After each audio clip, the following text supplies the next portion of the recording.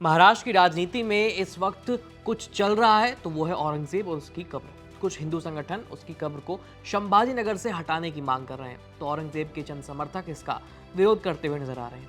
दोनों पक्षों का विरोध इतना बढ़ चुका है कि नागपुर में हिंसा भड़क गई और इसके साथ ही सत्ता पक्ष और विपक्ष एक दूसरे पर आरोप लगाने का कोई मौका नहीं छोड़ रहे। इस मौजूदा राजनीतिक घटनाक्रम की शुरुआत महाराष्ट्र में सपा के विधायक अबू आजमी के छावा फिल्म पर दिए गए बयान के बाद हुई।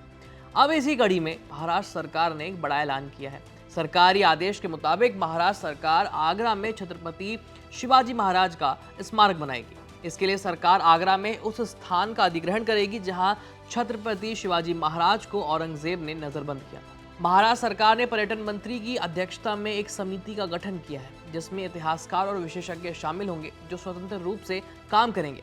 इस समिति के पास स्मारक के निर्माण के लिए पैसा जुटाने और भूमि अधिग्रहण से जुड़े पहलुओं की जिम्मेदारी होगी। हालांकि महाराष्ट्र सरकार ने इसके लिए 2025-26 के बजट में करोड़ों की राशि को भी मंजूरी दे दी है। दरअसल 19 फरवरी को आगरा किले में महाराष्ट्र के मुख्यमंत्री ने घोषणा की थी कि औरंगजेब ने छत्रपति शिवाजी को जिस कोठी मीना बाजार में 4 महीने तक नजरबंद रखा था वहां भव्य स्मारक का निर्माण कराया जाएगा।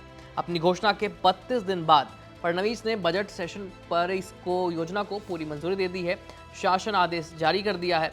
यहाँ आपका ये जानना जरूरी है कि स्मारक बनाने का मूल विचार यूपी के तत्कालीन राज्यपाल राम नाईक का था।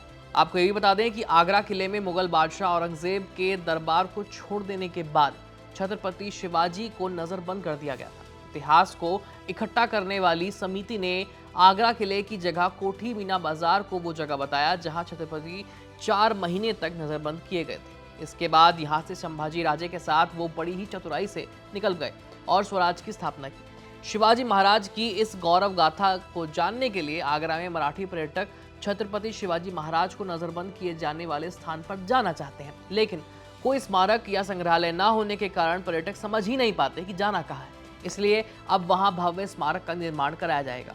खैर, इस खबर में इतना ही। आप महाराष्ट्र सरकार के इस निर्णय को कैसे देखते हैं हमें कमेंट सेक्शन में लिख के जरूर बताइए। क्या फडणवीस के इस फैसले के बाद से औरंगजेब की कब्र को लेकर के जो विवाद चल रहा है उसको थोड़ी सी शांति मिलेगी? क्या ये मुद्दा दब जाएगा? इसको लेकर आप क्या सोचते हैं? अपनी राय लिख भेजिए हमें।